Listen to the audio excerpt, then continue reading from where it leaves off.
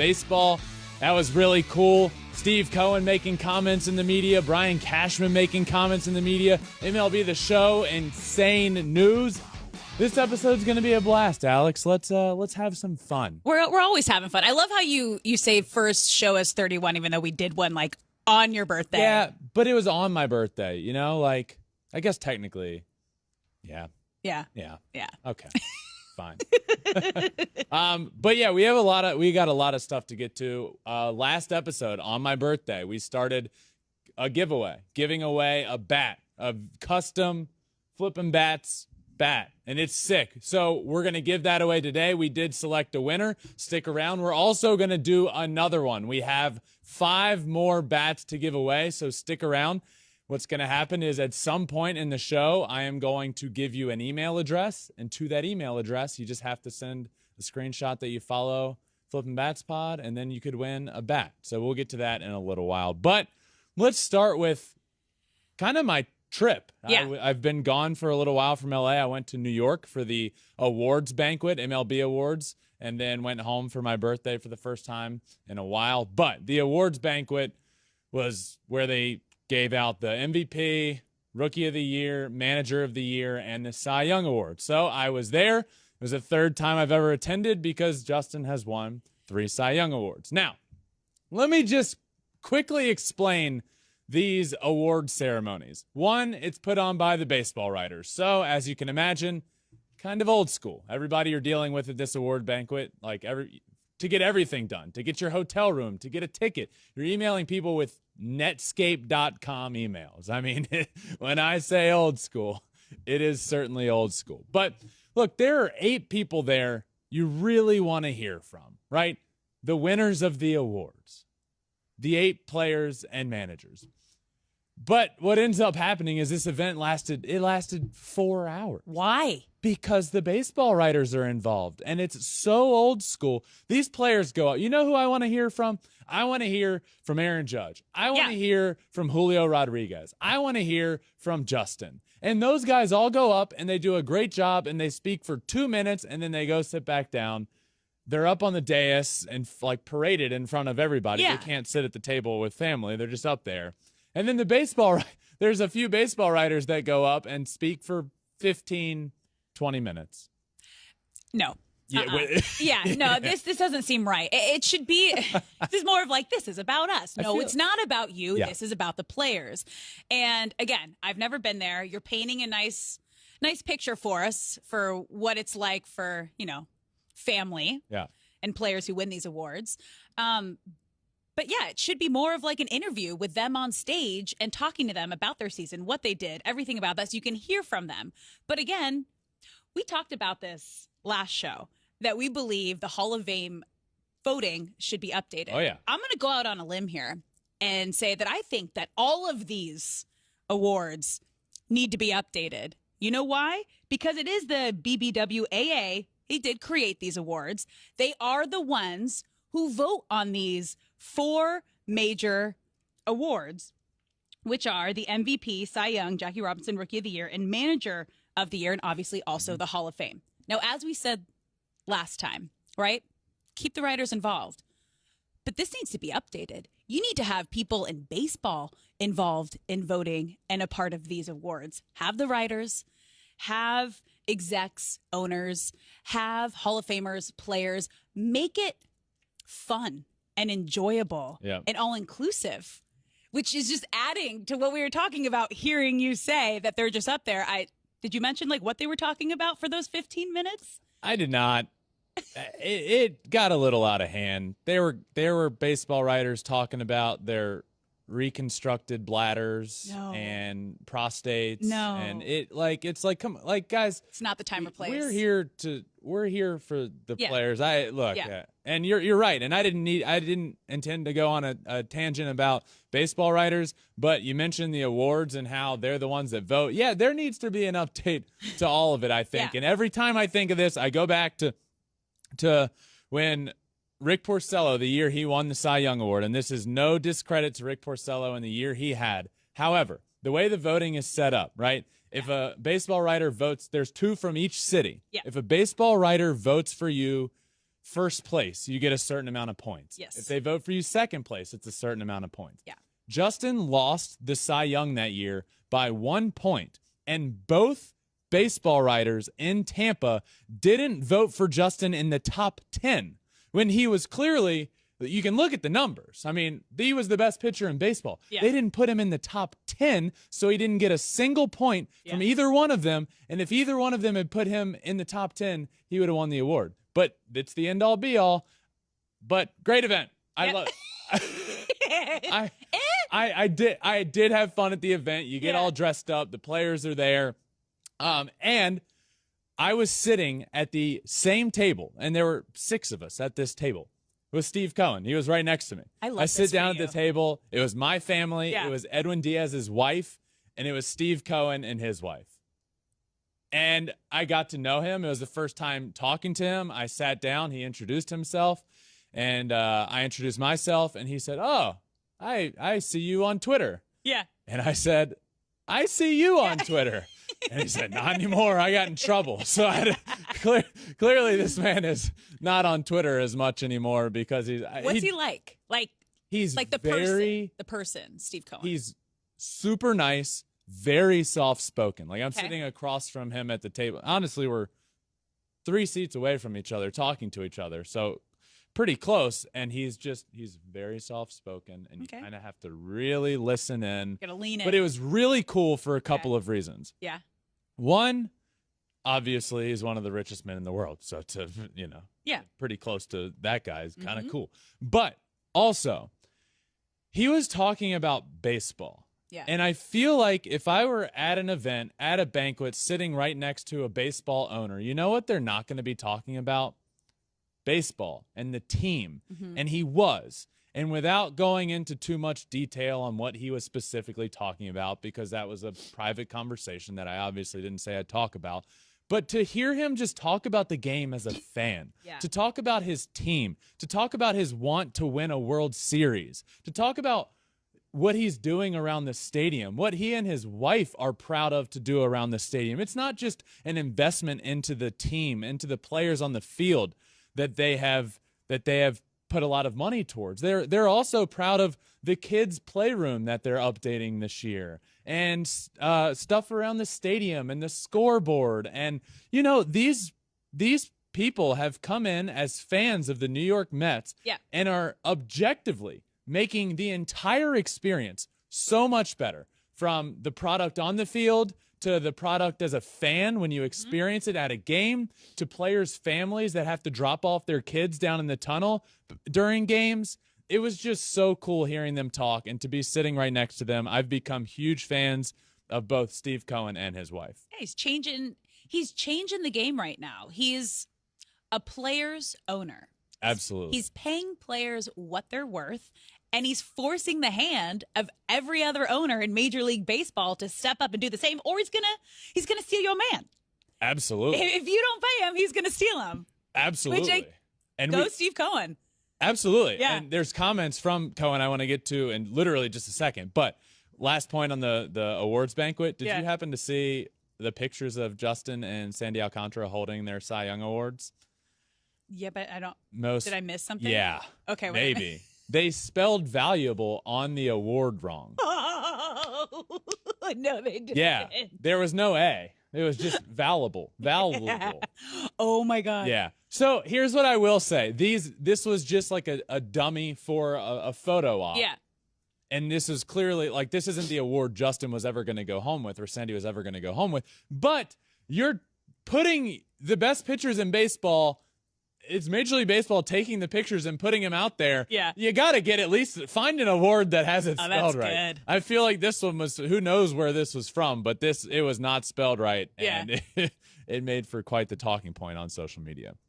Cohen's comment. Yeah. From sitting next to him being all in the media for comments. And I don't know if you've heard this. Yeah. If you've heard these comments, but I absolutely love them. Uh-huh. I love everything he said. Steve Cohen came out with comments about some of what the other owners in baseball have been saying. And he said, I've heard what everyone else has heard, that they're not happy with me in terms of the other owners.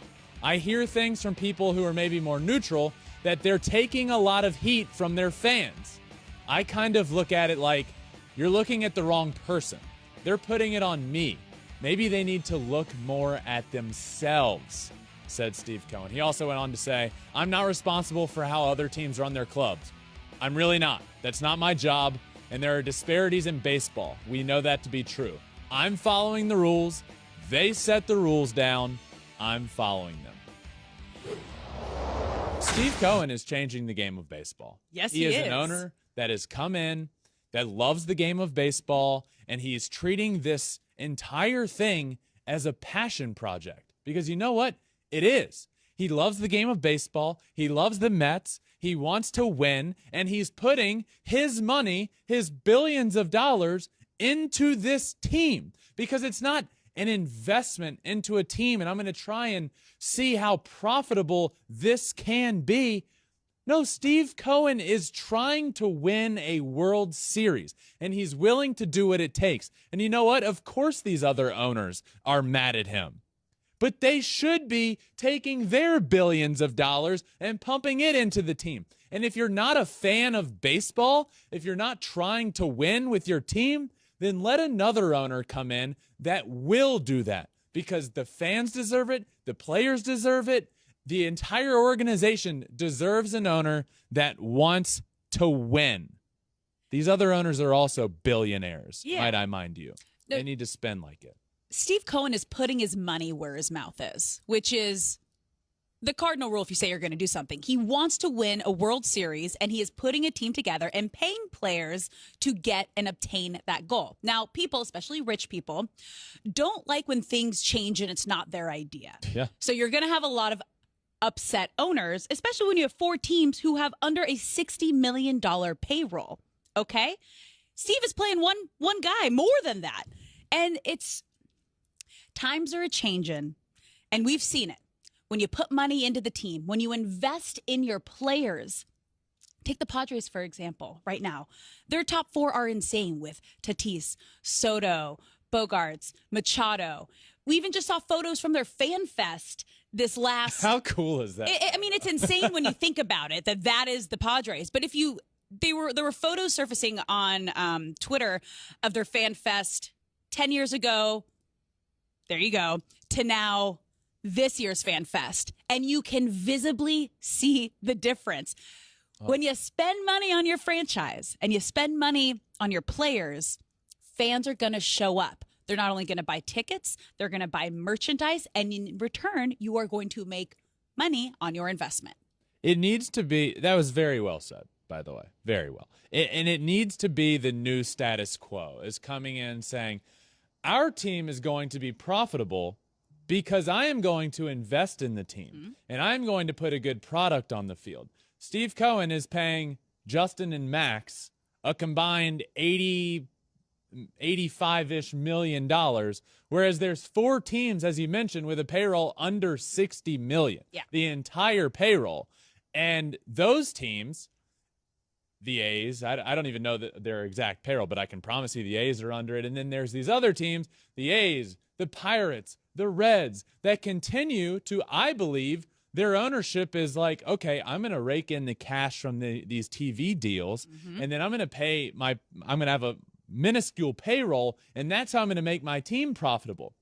Whereas you now have these owners coming in, Steve Cohen, well, 1, I just want to win. 2, I'm going to pump a bunch of money into this team, and as a result, the stands are going to be full. Yeah. We're going to make the playoffs. We're going to have playoff revenue. And then teams like the Padres, that picture that you at first referenced was from 2015, okay? 7-8 years ago at their fan fest. The outfield looks like empty, like they're playing a game, and there's 3 outfielders standing out there. Fast forward to 2023, and there's you can't move in the outfield, and it's because they have invested in their team. Now, San Diego Padres fans have something to be so excited about, and how can you not? And you know what? Guess what? It's profitable. There, for the first time in Padres history, is a wait list for season tickets. See, and that's why you do it right there. That's why you do it. Right there. So I love Steve Cohen's comments. He's absolutely right. He's just doing what He's doing everything the right way within the parameters. It's not his. Who cares if the other owners are mad at him? And you know what? Yeah. Keep doing it. Go spend money. And of course, I am pumped up. And this is what I tweeted about after Cohen's comments. Other owners are frustrated because the fans are now being vocal and frustrated. Good. Yeah. Fans' voices are being heard. Fans are making a difference, and I think this is going to be great for the game of baseball. And if you're for 1 second on the side of the owners saying, well, Steve Cohen is going to – who cares? No. Don't side with the billionaire owners that aren't willing to spend their money. You know what? You know where there's not a cap? The English Premier League, like soccer over in Europe. Guess what? I don't know if you've watched Welcome to Wrexham. Oh, yeah. Ryan Reynolds bought a soccer team with Rob McElhenney over there in Wales. Guess what? They're just buying whoever they want. And guess what? Fans are showing up. They're all pumped. It's just a way of life. So these billionaire owners, if you want to own a baseball team, be a fan, pump money into the team, try and win, make the experience better, period. You know who needs to start copying Steve Cohen and the Mets right now? Oh. The Yankees. Did you see those comments? I did. Brian Cashman came out with some comments that I truly... I can't really fathom. No. And it's because we're both at an interesting time in our lives, or born at an interesting time where we remember the Yankees. Oh, yeah. The Yankees of the 90s and the Yankees of the early 2000s. And then it's almost like there was a shift, and the Yankees have just, they haven't been back to the World Series in forever. It's been since 2009 14 years. since they won. Yeah. And now we have the general manager of the New York Yankees going on the radio and saying, let me just read it. He said, it felt like the way our fan base reacted, we got knocked out in the first round of the playoffs. The reality was we had a hell of another run at it. He also added in this same interview that they were 4 games short of the World Series. No, Brian, you got swept by the Houston Astros. You got your doors blown off in the ALCS. That's not something to celebrate. I feel like we shouldn't be surprised because he also had a comment back in 2017 where he said, World Series or bust mentality is a thing of the past. Excuse me? Excuse me? You are the New York Yankees, one of the greatest teams of all time. Any professional athlete should go into every single season with the mentality of we are going to win it all. There being the mentality is World Series or bust. But now hearing these other comments that, Yankee fans are spoiled, we did our best. I never thought the day would come where I would ask Yankee fans, do we need to lower our standards for the Yankees? Like, is a good season making it to the postseason and Aaron Judge breaking some home run records, or is a good season getting to the World Series? Because that's what it should be. It should be World Series or bust. Like, do the Yankee fans need to lower their standards? Like, is this what they're putting out there? He's a 10, but he hasn't been to the World Series in 14 years. I don't know. You tell me, Yankee fans. I remember when the New York Yankees were the New York Yankees. Yeah. And it was World Series or bust. Always. And the facts are the New York Yankees are still the most, or one of the most valuable franchises in the entire world. It should be World Series or bust. These comments made by Brian Cashman that maybe we need to lighten up our standards a little bit. We were 4 games away from the World Series. Do you think Yankees fans right now are saying, you know what? We got our doors blown off by the Houston Astros, but what a great season we had. It was so much fun. We had fun. We got pretty close. So honestly, great season. And Aaron Judge, he had that home run chase going on, and he broke the record. Great season. You know what? No, it's about what you do in the playoffs. Aaron Judge was getting booed. Yeah, I was going to say, do you remember one game that? into the playoffs. And the New York Yankees got their doors blown off by the Houston Astros, and nobody is satisfied except for apparently Brian Cashman. It's unacceptable. These comments are ridiculous. They they are the Astros' little brother right now. And no Yankees fans are happy about the way this organization has gone for the past decade plus. And they shouldn't be. And these comments from the general manager of the New York Yankees are unacceptable if you're the Yankees. You know what? The Seattle Mariners, they should be pumped to get in the playoffs this year. They broke a drought. And there's plenty of other teams that should be excited in a season where they made the playoffs. The Baltimore Orioles, they should be pumped about the season they had. But the New York Yankees should never be saying, guess what? We got to the ALCS. We should be proud of that. We were 4 games from the World Series. No, you're the New York Yankees. I grew up having to hear every single day that the New York Yankees have 27 rings, and guess what? They still only have 27 rings, and not getting another one is unacceptable. Burn. We both feel the exact same way. It is laughable that the mentality isn't World Series or bust for this Yankees team. It has to be. It's beyond me right now. I mean, the last 20 years, they've been to the World Series twice. What are you doing? Celebrating losing to the Astros over and over and over and over. And Michael King. That was so weird. Okay. Michael King. Yeah. Look, I know Michael King well. He's a nasty reliever. But if Michael King is walking down the street in New York City, it's not like people are going to be like, oh, my God, it's Michael King. Guess what? Michael King is in the news making comments about the Houston Astros and about the team. I don't really understand what he was doing here either, but listen to these comments. Every offseason move we make, you can see the Twitterverse going nuts. Like, is this enough to beat the Astros? This was Michael King on the Yankees' kryptonite, being the Astros. There's no chance an Astros team can stop us when we're rolling. Why are Brian Cashman and Michael King coming out making these comments? I don't understand. Look, the Yankees were rolling last year. In fact, they were on pace to break the all-time wins record at a certain point. And then they ran into the Houston Astros in the middle of the season when, guess what? They were rolling. They lost 5 of 7. And at no point in those 7 games came to the plate with a lead. The 2 games they did win were via a walk-off. They also hit 151 in those 7 games, the lowest batting average against an opponent in a season ever for the Yankees. But also, who cares? Let's talk about the playoffs. They didn't win a single game against the Astros. What's happening to the New York Yankees? I don't understand. It feels lost. Yes, they did keep Aaron Judge, probably the best thing they've done in the last decade. But you got to walk the walk before you talk the talk. And there is no way right now that the New York Yankees are better than the Houston Astros. They had a losing record to them during the regular season. They got swept in the postseason. And you got to figure it out. You got to do everything you can to beat the defending champs. Yeah. Your move, Yankees.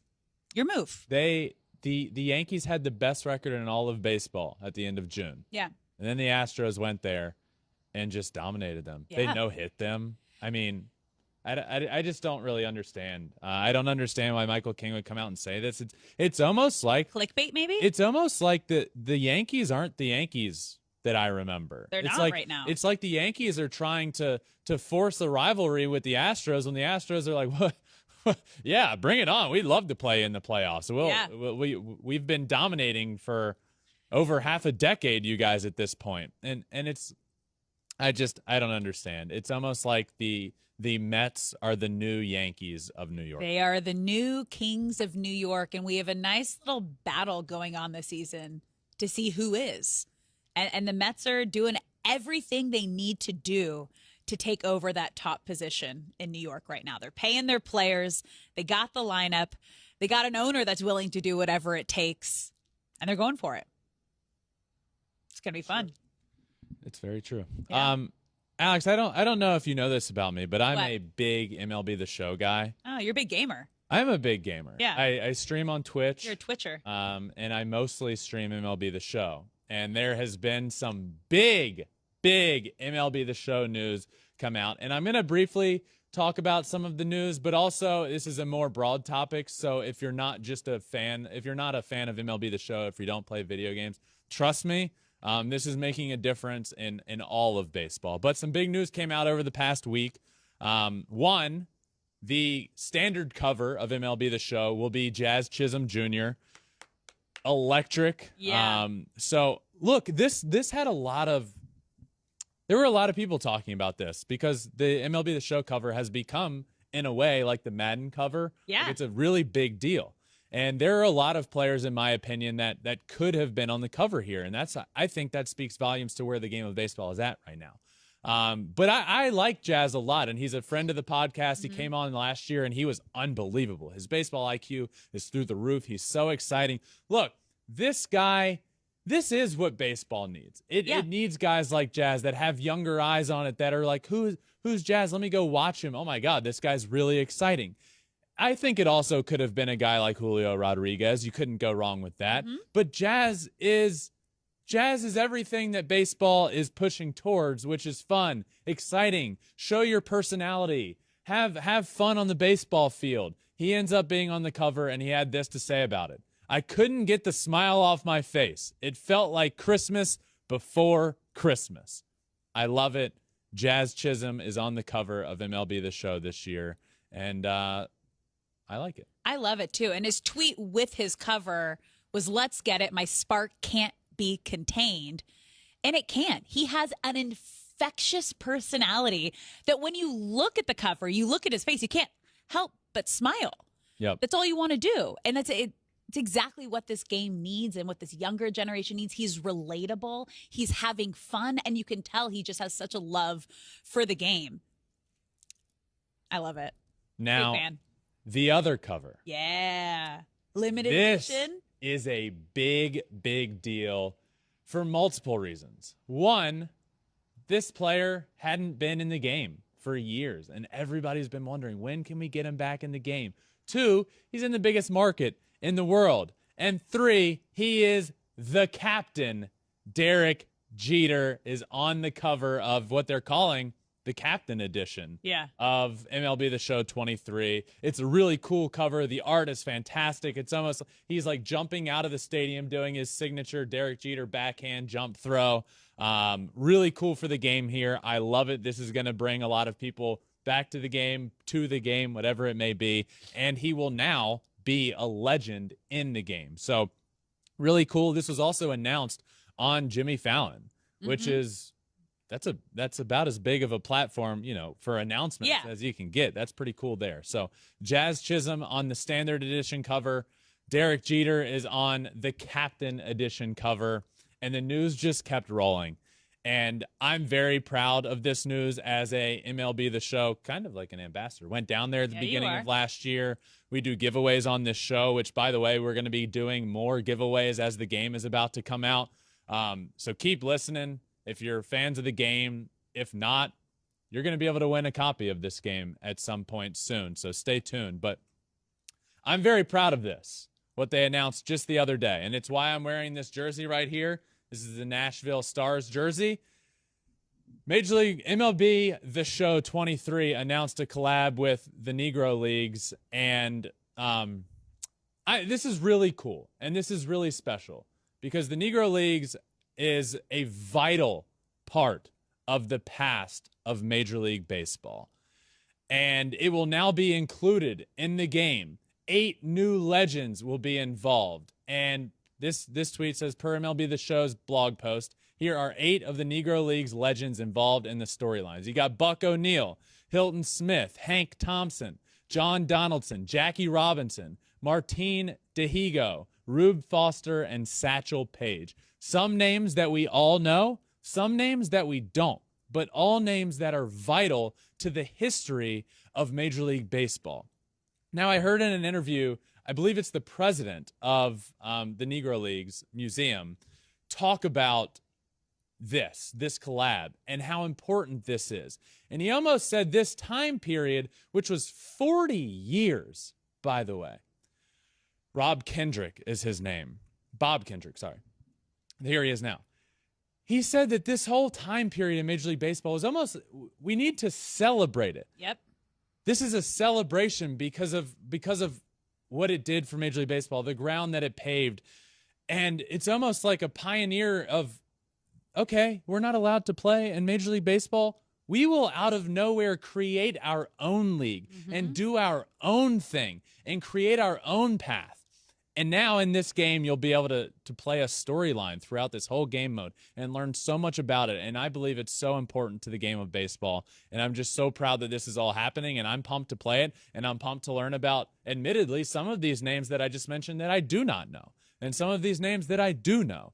So really, really cool. And this is great for the game of baseball, for MLB the Show, and everything involved here. It really is, because it's so important to teach that next and younger generation of the players who paved the way. And if this is how they're ingesting information, it's genius. Learn while you play. Get connected to those who paved the way for everyone in our generation to play in the game and be in the game of baseball. I think it's beautiful. And again, it's interactive, you know, because I think when we were talking just on our meeting, just how many players and fans and people who play MLB the Show who are playing with younger guys. So then when they get the call up, they know who everybody is. You're connected to these players. Yep. It's fun. For every collector's edition of the game that's sold, MLB The Show and San Diego Studios will be donating $1 to the Negro Leagues Museum. Rad. Which is really cool. So just as a whole here, I've talked a lot about MLB The Show and what it's doing for the game of baseball as a whole, like the actual game of baseball. It continues here with obviously this, but everything they do with these young prospect cards.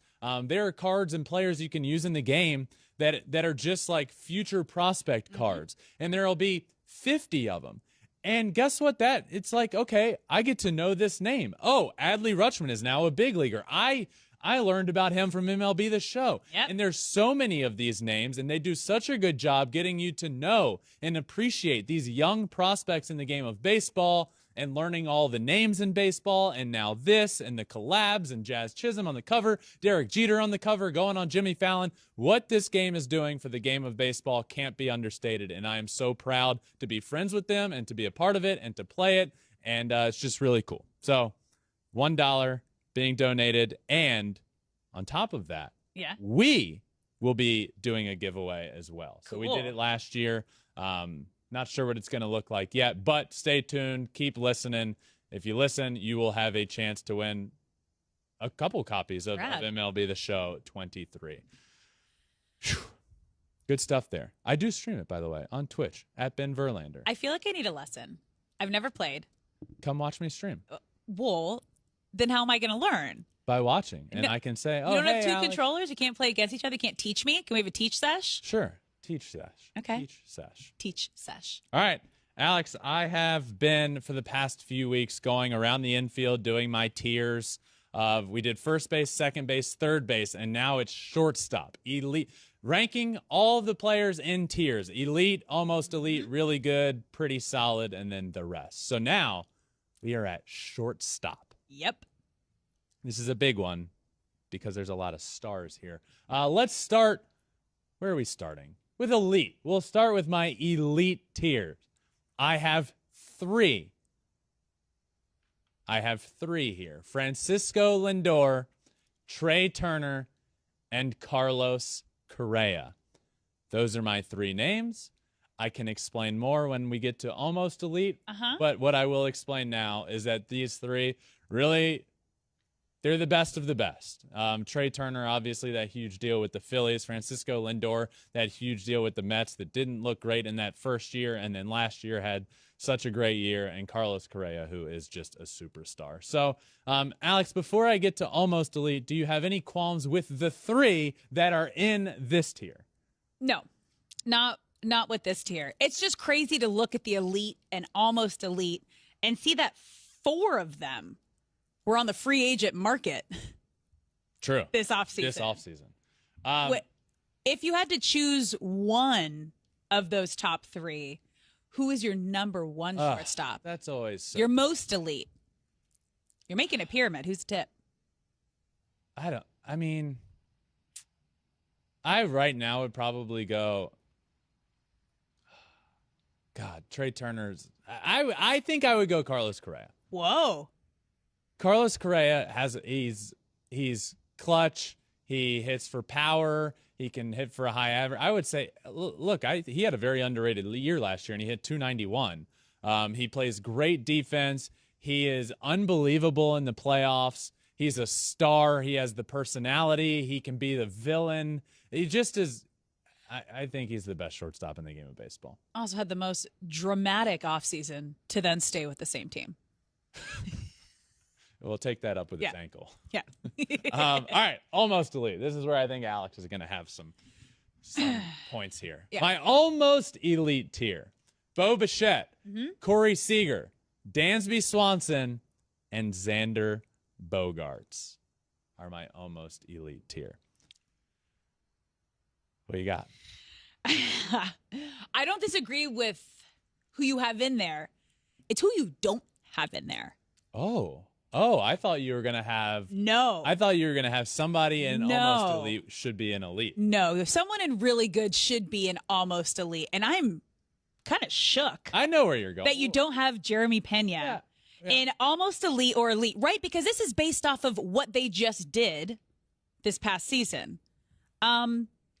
You were watching the same season that I was, right? With the Astros. He was the World Series MVP, the ALCS MVP, Gold Glove winner, Babe Ruth Award winner. How do you not have Pena in the almost elite or elite just based off of what we saw and where he's at, what he's capable of as a rookie? How is he not there? Well, makes no sense. Jeremy Pena last year started off incredible. He was unbelievable, and then struggled a good bit during for a chunk of the season, and then ended up obviously being great in the playoffs. When it counts. The best in the playoffs. When it counts. Let's look at it. Let's just break this down, okay? I'm a huge Jeremy Pena fan. Exactly, which is why I was so shocked and shook about this. Am I going to put him in the same category right now that I'm putting Xander Bogaerts in? Yeah, just based off of what he just did. He had 253 with 22 homers. That's really good. That's really good. And guess what category he's in? Really good.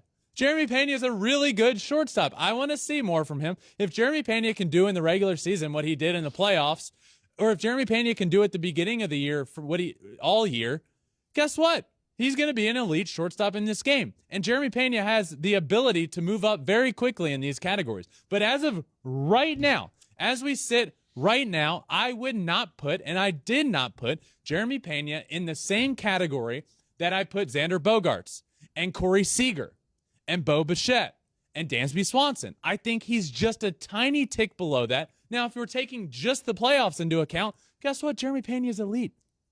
He's as elite as it gets. He was unbelievable. He did historic things in the playoffs. I need to see... Which feels almost elite. I need to see... It feels almost elite. Bigger sample size across a full season to put him in the same tier that I put Xander Bogaerts, who's making $300 million.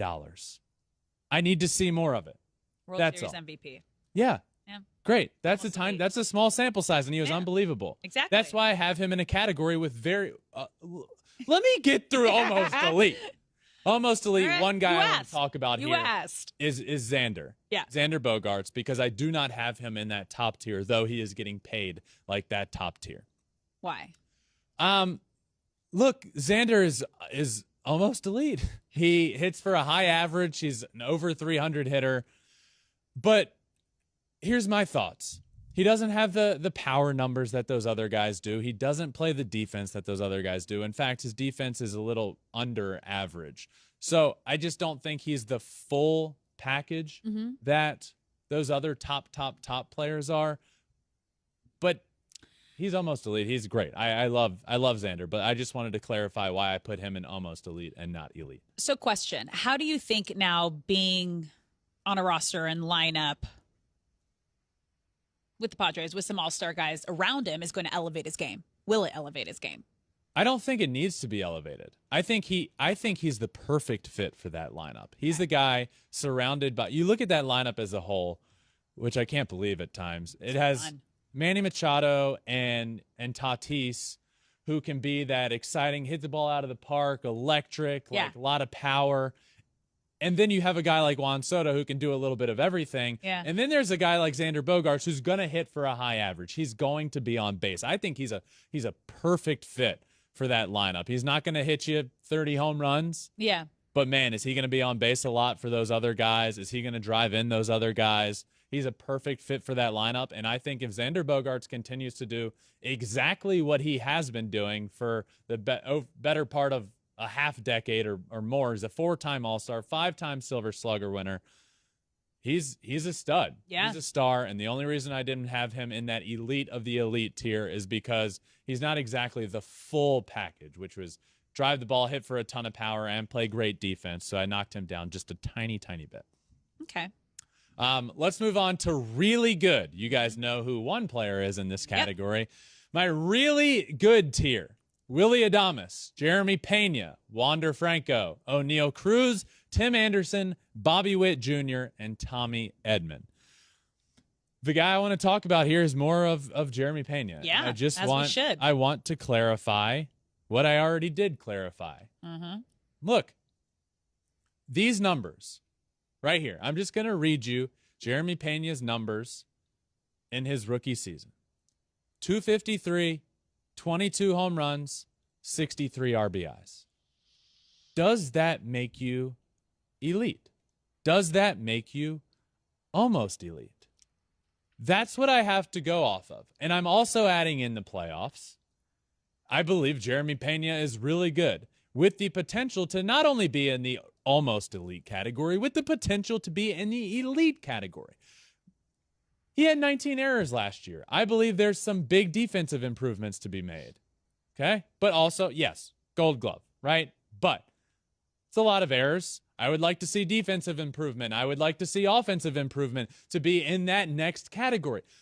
Take the playoffs out of it next year. If Jeremy Pena hits 253 with 22 home runs and 63 RBIs, are we considering him elite or almost elite? Well, I mean, you have Carlos Correa in elite, and he hit 291, 22 home runs, and 64 RBI. Missed a lot of the season. Okay.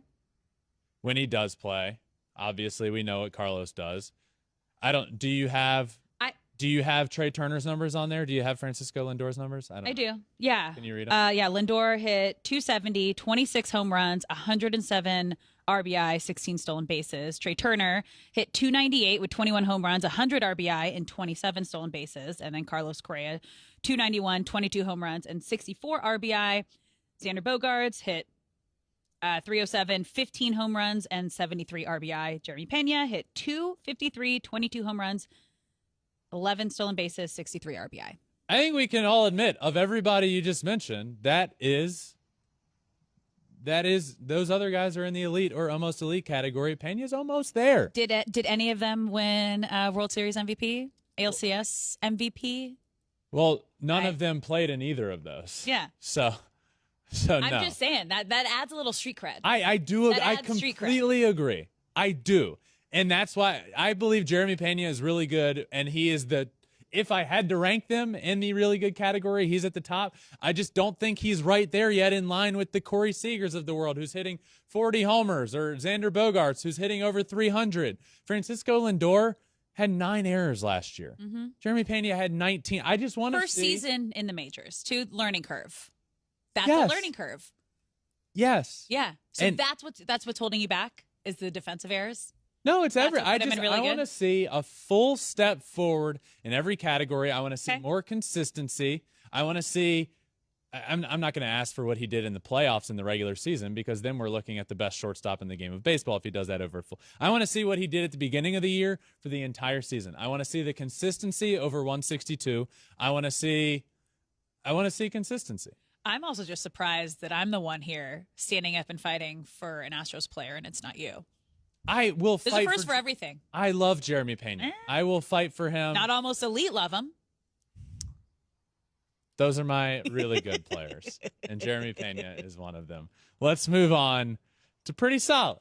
All right. Pretty solid guys. Pretty solid. We have Vaughn Grissom. We have Kike Hernandez. We have Ahmed Rosario. We have Javi Baez. Woo. We have Miguel Rojas. We have Joey Wendell. We have Oswald Peraza, J.P. Crawford, and Brandon Crawford. Yeah. The one I'll highlight here is Javi Baez. At one point in the game, I think people would have considered Javi Baez to be an elite shortstop. Yeah. And then when I talk consistency, this Javi Baez needs consistency. And last year was just consistently bad. Yeah. 238, 17 homers, 67 RBIs. This guy is one of the more exciting players in the game of baseball. We need him. We need him to be playing well. And I tweeted this at the beginning of last year. Oh boy, I don't know how it's panning out so far, but I believed in the Tigers maybe more than I should have. Javi Baez will win a championship as a Detroit Tiger. Mark it down. I want the Tigers to be good so bad. When did you tweet that? Very beginning of last year. I'm not exactly sure. You still believe that? What's the date on that? Well, he's there for a long time. Yeah. April 11th of 2022. I do. Yeah. I want to believe it. And Your heart wants it. It's not because Brain's telling you think about it again. It's because I believe in Spencer Torkelson and Riley Green and the pitching staff, the studs, Tarek Skubal, Matt Manning, Casey Mize. I want that to be the core, and I want Javi Baez to be a part of it, and I want Detroit baseball to be back and for them to be good. And Detroit in October is electric, and it's so much fun. And it hasn't been that lately. And I believed I'm behind. The Tigers are behind schedule in what I believed in them. I believed they were going to be 2024 World Series champions. I said that 2 years ago. They're behind. Big time. I said Tigers 2024 and Mariners 2025. I'd bump them up. Yeah, definitely. Mariners 2024 World Series champs. I could see that being a thing. Whoa, okay. But a question about Javi's strikeout to walk ratio. Does that bother you? It's of course. 1,100. Of course it bothers me. 1,100 strikeouts, 182 walks. It's terrible. That's crazy. It's terrible. Right? Yeah, of course. That's why he's down here. Yeah. He's pretty solid. He can be great. We saw in his previous season, not the one with the Tigers, we saw him with the Cubs and with the Mets. Cubs, Javi Baez was bad. Mets, Javi Baez was good.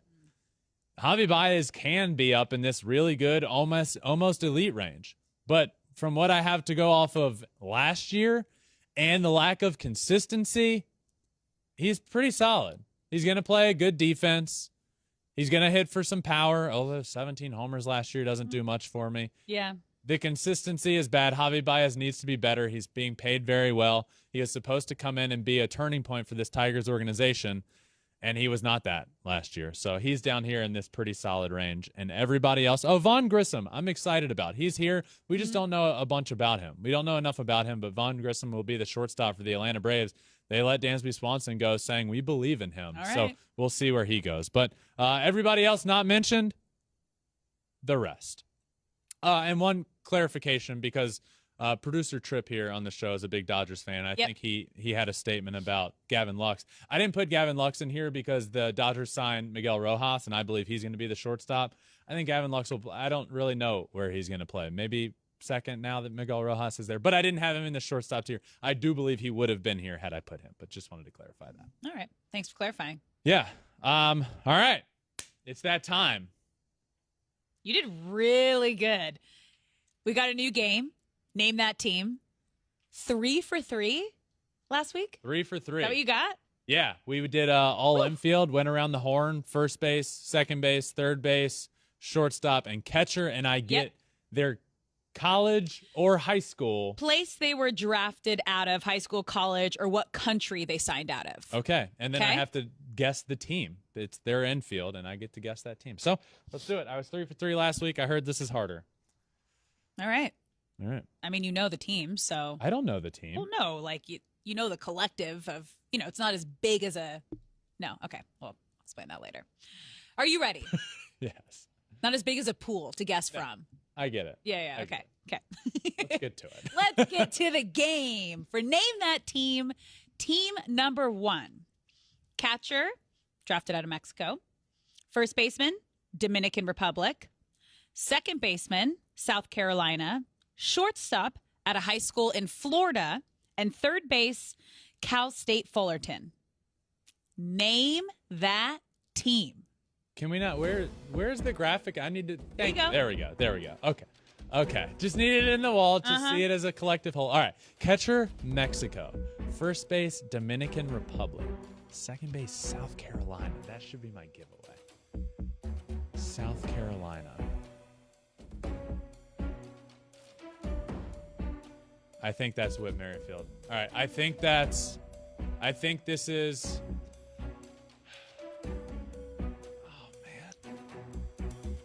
All right, I'm going to guess catcher Alejandro Kirk, first base Vladdy, second base Whit Merrifield, third base Matt Chapman, shortstop Bo Bichette. Toronto Blue Jays? All right. Yeah. Let's go. I know. You're good at this game. I'm good when I see South Carolina up. I played with so many guys. Yeah. Okay. That helped me big time.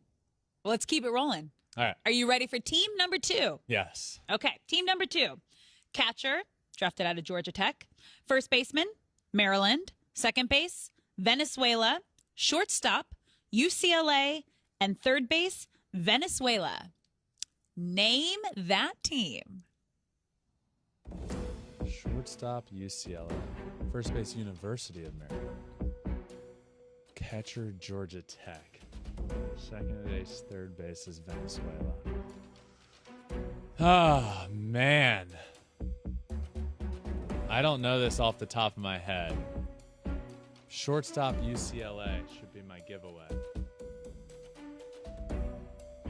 I know Brandon Crawford went there. Okay, let me think Giants. 30 seconds.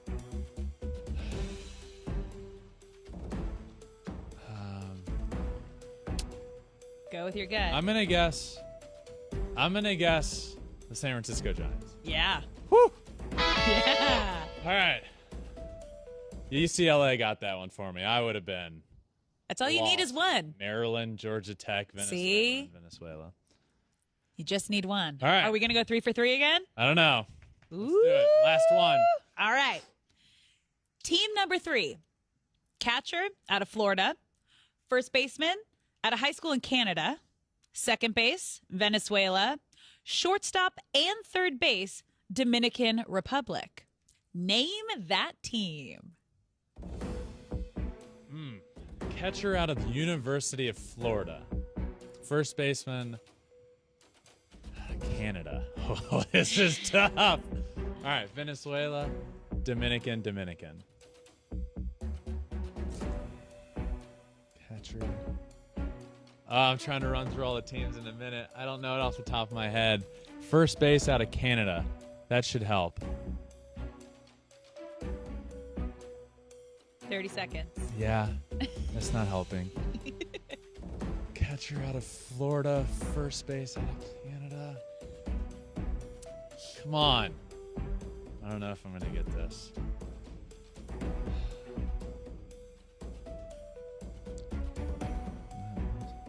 10 seconds. All right, I'm going to guess. Yeah? I'm going to guess the Atlanta Braves. Guardians. What is it? Guardians. Oh, that was dumb. For some reason, that was dumb. That's okay. Josh Naylor is the Canadian. Shoot. Not bad. Mike Zunino, Not the bad. catcher. I knew Matt Olson's from Georgia. I'm dumb. It's okay. You're allowed to miss one. Gosh. Matt, Don't gosh. let it ruin your day. That was a hard. Don't let it ruin your day. That was a good one. Okay. Yeah. I like that. Yeah. Man, that was tough. I felt like I was getting close, and then I threw out a guess that made me feel dumb. Okay. I got the first two. Mm-hmm. That immediately puts me in A+ range. But then I missed the last one. My guess, I'm disappointed in my guess. I'm going to give myself there's only 3. 2 for 3. I'm going to give myself a B+. That's what I was going to give you too. Wow. That's the first time we have the same grade. Wow. Congrats. If Alex and I have I got to give myself an A-. No. Come on. She's too hard. All right. That is for name that team. That's always good. fun. We could also do outfield at some point too. So, All right. but the possibilities are endless with name that team. All right, bat giveaway time. We started last week on my birthday. We're giving away a custom bat. Is it over here? No, I don't have it on my bat rack right now. But it's a really nice bat. It's custom, says Flippin Bats Pod, and it's actually usable. It's a very nice bat. We have 6 of them to give away. We gave away our first one last week. So we will be giving away a new one, and I will be announcing the winner. So the winner from week 1 is Jeremiah Gonzalez. If that is you, check your email. An email has been sent. Check your email. Check your spam, wherever. But you are the winner. So check your email. And if you don't get back to us, we'll give you a decent amount of time. We'll pick somebody new. But we have a new giveaway to do this week. Now, let me explain again what you have to do. All you have to do is listen. Listen. That's a good start. You also need to subscribe to Flippin Bats Podcast. Take a screenshot that you do subscribe and send an email to this designated email address, which is verlanderrakes804@gmail.com. Let me preface that I do not come up with these email addresses. Last week was Ben's Bat31, and this week is verlanderrakes804. 804 is the area code where I'm from. Okay. Shout out 804. verlanderrakes804@gmail.com. All you need to do is send a screenshot of you being subscribed to Flippin Bats Pod to that email address, and you will be entered to win a really sick bat, to be honest. I wish we had an extra so I could keep one. But another bat giveaway. Check it out. Win a bat. Just do it. Just do it. Just do it. All right. Little extra innings before we finish up here. Some big news. We do. It's Super Bowl week. It is Super Bowl. It's Super Bowl week, and the big game is on Fox this Sunday. And we had big news this week that the GOAT, the greatest quarterback of all time, Tom Brady, retired from the game of football. But another fun fact here, he was the last active pro athlete drafted by the Montreal Expos. The last standing athlete. He does it all. He'll also be joining our Fox Sports broadcast in 2024. He announced on The Herd with Colin yesterday. And he's officially entered his Hot Boy Summer. I don't know if you saw his Twitter yesterday. I did see it. I mean, fantastic. Sitting there in his undies. Tom is Hot Boy Summer. Bring it on, Tom. Retired, single, and ready to roll, apparently. Yeah. Well, that's officially RIP Expos. Yeah. RIP Expos. They are now officially. Yeah. They've been no longer for a while, but Tom played so long that one of the guys they drafted was still playing professional sports. I did not ask for this picture in the wall, but here's the picture of Tom virtually naked in the wall. Hot Boy Summer. Yeah, apparently. You do you, Tom. We're here for it. So we'll have a new coworker in 2024, and it'll be Tom Brady, and he'll come on Flippin' Bats, and we'll talk about baseball and football and him being the GOAT. So that's the big news there. Also, WBC rosters announced in just a couple days, February 9th. So our next episode, we will have official WBC rosters. Everyone, thanks for listening. This one's been a blast. Alex, you were great. This was fun. Thanks, Ben. All right, we're getting closer to the season, everyone. WBC is less than a month away. March 7th, the WBC starts. The regular season for baseball is 50 days away. Spring training is a week away. Big things happening. Baseball is basically here. It's right around the corner, and we will be amping up our episodes soon. We'll be back to the season. Will be back to every day of the week, but we'll be ramping it up here soon. So keep listening. I appreciate you all for listening. Make sure you subscribe wherever you listen to your podcast, Apple, Spotify, wherever. Also, follow along on all social media, Twitter, Instagram, Facebook, TikTok, and you can watch every episode on YouTube as well at Flippin Bats Pod for all of them. This one's been a blast. Thank you all for listening. This has been another episode of Flippin Bats. Until next time,